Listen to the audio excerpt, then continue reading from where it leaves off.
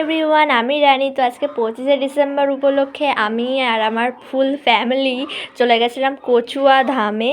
তো বাসে করে আমরা মেনলি গেছিলাম, বাস থেকে নেমে আমরা টোটো ধরেছিলাম। তো কচুয়া সাইডটা ছিল পুরোই কিন্তু গ্রাম সাইড, চারিদিকে বিভিন্ন কিছু চাষ হয়েছে, এখানে সর্ষে চাষ হয়েছে তোমরা দেখতে পাচ্ছ। তো দেখতে দেখতে আমরা কিন্তু কচুয়া ধামে চলে এসেছিলাম। আমাদের প্রায় যেতে যেতে 12:30 কি 1:45 বেজে গেছিলো। তো ওখানে পৌঁছে অনেক দোকান দেখেছিলাম, তার মধ্যেই আমরা একটা দোকানে চলে গিয়ে হাত টাত ধুয়ে নিয়েছিলাম।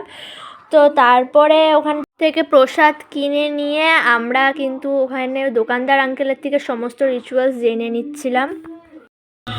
বাবাকে স্নান করাবেন, স্নান করিয়ে গলায় মালা পরাবেন, করিয়ে ওখান থেকে তো ওই আঙ্কেলের কথা মতোই আমরা কিন্তু তারপরে পুজো দেওয়ার উদ্দেশ্যে চলে গেছিলাম।